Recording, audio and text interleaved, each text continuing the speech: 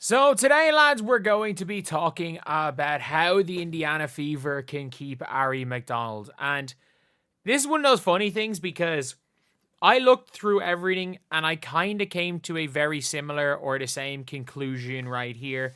And a lot of people, when I was saying it on stream, people were like, what are you talking about? What are you talking about? Like, oh, they have to wait 10 days no matter what to keep her. And I'm like, I don't think that's the case. I was like, I actually don't think that's the case that they have to. I think there's like some weird way of going about it. They might have had to wait the 10 days or so to get her.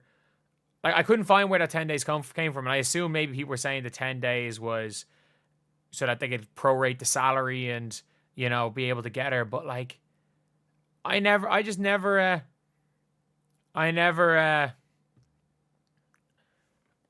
where that came from. And I saw a video here. So shout out to Padacast Sports. Go watch the video. I just kept getting sent it. I've kept getting sent that over the last couple of days, and it seems to be a case where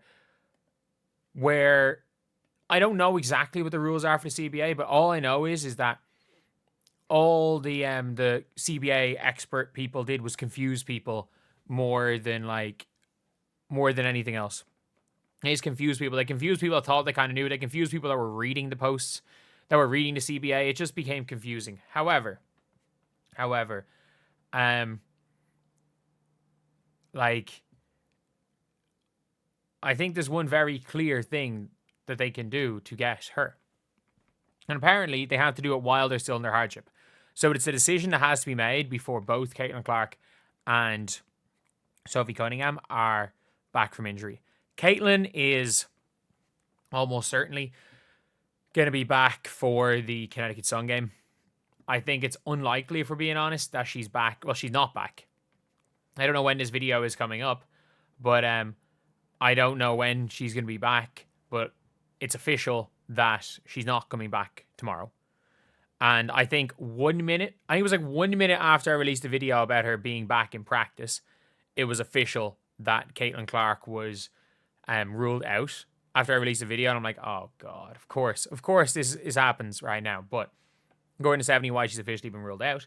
So I would assume Caitlin Clark's probably not going to be back for the Liberty game either, because apparently she hasn't even really started ramping things up yet, albeit the Liberty game is 5 days from now, so maybe she will be okay. But at the end of the day, it's they have time to make the decision. But if Sophie Cunningham and Caitlin Clark come back from injury, Aari McDonald is automatically waived. She is automatically waived because she's on a rest of season hardship, which means she's only available while they are still under hardship, while they still have less than 10 healthy players. So she cannot sign a contract she cannot stay on the team once their players come back. However, there is one decision that the Fever can make, it doesn't allow Aari McDonald to talk with other teams. If Aari McDonald wants to play for another team, she can play for another team. But if Aari McDonald wants to play for the Fever, there's one very clear thing that we've all been talking about. Cut somebody. And you don't cut Coulson. Coulson brings positives. You don't cut Michaela Timpson. She's a young player. And she's on a great contract for years. A lot of people are talking about, again, these rookie contracts. The value of these rookie contracts. And I understand that they're a very small number, but you also have to take into account that even players that are on those rookie contracts, by the end of their rookie contracts, they're making quite a bit more than the minimum. And if you're looking at players in the league, some of them are making the minimum in Monica Cole-McCanny, some of the young players from overseas. Even Erica Wheeler is making less money than Grace Berger would have made this year. So sometimes those rookie deals, the players don't progress, and your fourth year on those rookie deals is guaranteed money. So if you've seen how that happened to the Aces, even though Kirsten Bell is not on a big contract, you can't get rid of her because it's guaranteed money. So sometimes those rookie deals are not the best thing in the world long term.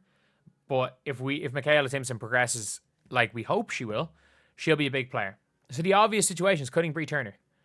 And we can see how serious this organization is by what they do with Aari McDonald. It's as simple as that. We can see how serious they are, because if they keep Bree Turner on this team to play, 4 minutes a game? 4 minutes every second game? If they keep Aari McDonald's averaging 9.5 points, 3.5 assists per game, is leading the WNBA since I know she's only played 2 games, but in those 2 games is leading the WNBA, I think, in steals per game, if I'm not mistaken. And she's in a small sample size and also leading the WNBA in charges taken per game, which is kind of crazy because Lexi Hull's exists. But yeah, so you've got one of the best bench players, and there's a simple solution. A very, very simple solution. You just cut Bree Turner. You cut Bree Turner. It is the simplest solution, is the easiest solution. It's the solution that makes most sense. You just cut Bree Turner. And I understand maybe you feel like you have to keep Bree Turner. You feel like you have to keep Bree Turner so that like for whatever non-basketball reason there is, but like I'm sorry. A lot of people are like, oh, if we cut Bree Turner, free agents will never want to come. And I mean this when I say this. Any free agent who doesn't want to come to the team because of the logic of if you are giving us nothing and you are not helping us to win a championship, we will cut you, is not a free agent I want. I mean that. Again, look, I am a Fever fan more so than any other team. I've said this. I'm not some diehard Fever fan. I can be critical towards the Fever. I'll be critical towards their coaching staff as much as anything. And I'll praise them when things are going well. But as a fan of any team, if you as a player, and by the way, I understand why players would say no to that. But at the end of the day, if you cannot win a championship only attracting players that aren't winning a championship, that aren't willing to win it, or aren't there to win a championship. Any player that will not sign a contract, that if they're not good enough, they're gone.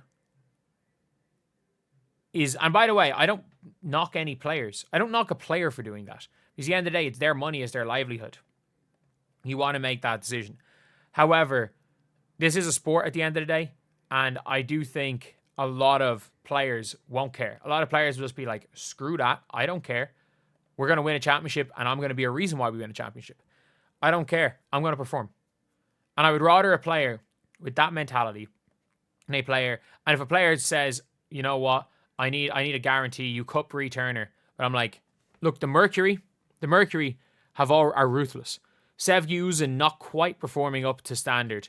She's gone off the Eurobasket. Yeah, you're gone. Haley Jones comes in. Haley Jones not playing quite up to standard. We're not keeping you. Badian not playing well enough to suspend her contract for Eurobasket, like, for example, the Valkyries are doing with Salone. And Valkyries are a good example. With Van Loo and Salone, they're suspending their contracts while they go to Eurobasket. Linskins hasn't been as good. You come in. You're gone. Linskins, you're gone. You did a good enough job to make the team, but you know what? We're not suspending your contract. We're bringing in somebody. You're gone.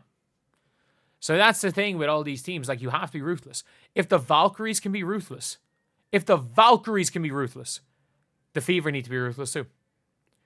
And if they won't sign Aari McDonald for whatever reason, because they don't need Bree Turner. Aaliyah Boston can play some extra minutes. Duana Bonner can play minutes of power forward for the 4 games Dandis is missing. Natasha Howard can play minutes of center. You can go small ball. Sophie Cunningham played a lot of center in 2022 for the Phoenix Mercury when Greiner was in Russia. Like, they do not need Bree Turner ever, even without Damaris Dantas. However, come playoff time, Aari McDonald could be a huge, huge net positive for the team. And if the Fever don't cut Bree Turner and they let Aari McDonald walk, they have to wait a certain amount of time before the contracts before her prorated contract becomes within their amount remaining for the salary cap, which I think is the start of July, if I'm not mistaken. And by then, you've given the Sky an opportunity to sign her. And again, I think the Sky and the Mercury, as far as I'm aware, will get the money. They'll get the money about a few days before the Fever do to go and sign her for the rest of the season. I think they get the money a little bit before the Fever do.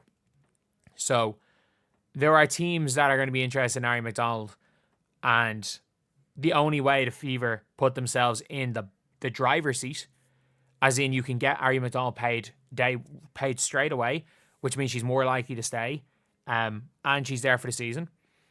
The only way they can do that is by cutting one of Bree Turner, Coulson, Michaela Timpson, Sophie Cunningham, Duana Bonner, or Caitlin Clark. or Aaliyah Boston. They're obviously, we know the ones they're not cutting. So it's going to be one of Timpson, Coulson, and Turner. And let's be real. Coulson actually brings something to the team. Is it anything brilliant? No, but it's something. Coulson brings something to the team and is a vet presence, a champion. Michaela Timpson's a young player. Bree Turner is, I don't know why she's on the team. And this is where we get to see about this coaching staff. Are they ruthless, or do they care more about optics than they do about basketball? And this is where we'll see it. We'll see whether or not there's an organization that's willing to do what it takes to win championships, because you've got to be ruthless. You've got to be ruthless. You've got to either be really good at scouting, which they're not, or you've got to be ruthless. Like, the two best teams scouting-wise are Liberty and the Lynx. The Phoenix Mercury did a great job of scouting this season. And in fairness, all those teams are ruthless. The Lynx are ruthless. The Lynx are ruthless. The Liberty are ruthless. The freaking Mercury are ruthless, who, fully healthy, are probably the third best team in the WNBA. And let's be honest, the most ruthless of all teams are the Aces. They just don't even give one flying FUCK about the rules. And I'm sorry, you cannot compete in a league. You cannot compete with the Liberty and the Lynx right now, with the way their organizations are run, and the way they're coached, with the way they play, with the assets they have. Like, let's not forget, the Lynx currently do own Anastasia Kosu. They own her rights. They have Dorky Yu has his rights, who had an unbelievable season coming back. The New York Liberty have Maureen Fauteuil's rights. They have Han Zhu's rights. They have Annika Soltau's rights if she makes a step up. So the Lynx are 2 steps ahead when it comes to all of that. Liberty are 2 steps ahead. The Lynx are 2 steps ahead. So the only way you're going to compete with them, especially this year, is by being ruthless. And I'm sorry, like, if you say, oh, these players aren't going to want to come, if you're a GM, if you're the organization, I feel like no winning player is going to go to an organization that's soft. Like, I'm sorry. Let's just say, hypothetically, you're trying to bring Jackie Young. You're trying to bring in Jackie Young next year. So Kelsey Mitchell's gone. She wants grass is greener somewhere else. If Kelsey Mitchell's gone, and you're trying to bring in Jackie Young, do you really think Jackie Young is going to go to an organization that's too soft to waive their 13th best player in order to bring in a piece that'll help them win a championship? Sure, you might not be able to sign an 11th player, but I'm sorry, you can find someone from somewhere who's just desperate and wants to get into that position. And when players are some of the hungriest players, are like the players that are there at the end of the bench fighting for their lives, not when players know they're guaranteed for positions. And unfortunately, as much as sport is a business, sport is entertainment, sport is job for these people, and I understand why some players wouldn't want this. But at the end of the day, from an organizational point of view, sport is still sport. Sport is competition as well. And if you're so focused on the business side of it, if you're so focused on not appearing, not on the like freaking optics side of it, and you forget the competitive side of it, you're never going to win anything. Doesn't matter who you have. But anyway, I'll see you guys.